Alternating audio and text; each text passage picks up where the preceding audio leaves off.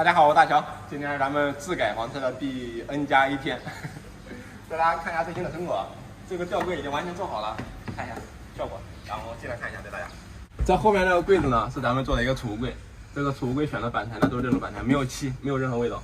然后里面的空间呢非常大，可以放挺多东西，桌椅板凳什么的都可以放在这儿。里面是用钢管固定的，所以说非常牢固。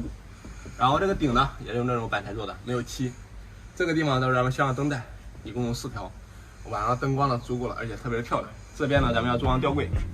在做吊柜之前呢，然后今天要施工了，咱们要在这个地方呢装一个驻车空调，内机要镶在这里面，然后外机的话是在车底，不占空间。所以说今天咱们要把这个问题搞定一下，一会儿会牵到焊接，然后打孔，然后之类的。咱们现在开始搞，走。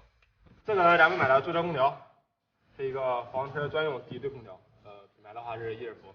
我在网上查了一下，2800块钱性价比。我目前找到比较合适的，朋友们有合适的也可以推荐一下。这里面是限速，昨天我已经打开了，这个是蒸发器。蒸发器的话是固定到车底，也就咱们相当于是空调的外机比较薄。然后这边这一个呢是一个压缩机，就是各种管路。这个压缩机直接通过锂电池供电，然后不用经过逆变器，所以说呢比较节省能量一些。待机时间可能会更久一些。我们把这全部拿出来。这个就是驻车空调所有的配件了，这个大家都认识，和咱们家用空调一样，这是内机，然后这个是外机，这些是管路，就是高压管和低压管，这是排水管，这个是遥控器，这是压缩机。其实网上关于这个驻车空调的价格呢，参差不齐，多少钱都有，几百块钱到几千块钱都有。后续吧，带大家看一下我实际使用情况。来，咱们在车里面比划一下，看看哪个位置合适，装哪对更美观一点。这都是个技术。镶在这个缝隙里面呢是刚刚好，但是呢，我应该需要把这个顶装好，吊顶给切掉，因为上面大概还有个10公分左右，这个是没有必要的，所以咱们画个线开始搞。这个空调到的比较晚，咱们刚开始规划的时候呢，以为是刚刚好，没想到空调买大了，所以说又要返工了。这个是气瓶箱打的，就是气阀能下来。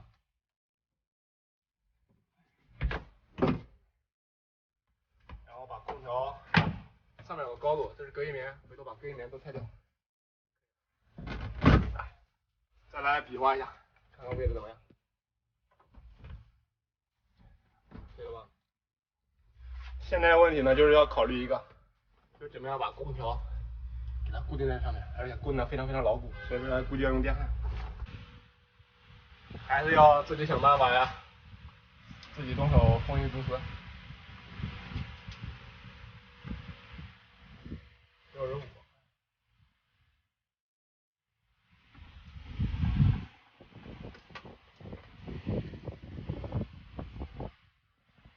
这个空间是足够的，现在唯一要想的就是这个怎么给它固定上，而且用木板打的话不行，这玩意儿太重，电工的时候就掉了，所以要用铅板给它焊死才能行。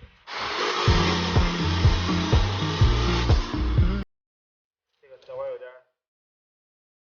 感觉太不专业了。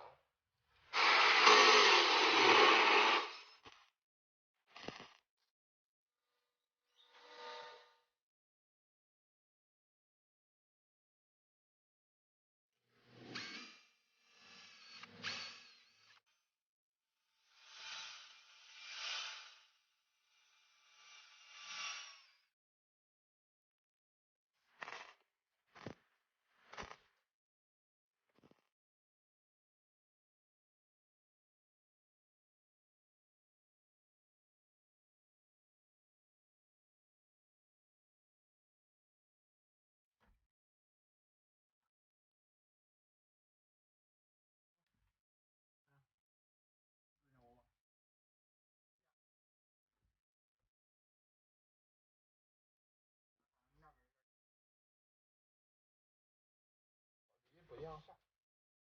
内机已经搞完了，咱们要开始搞外机了。这个是压缩机。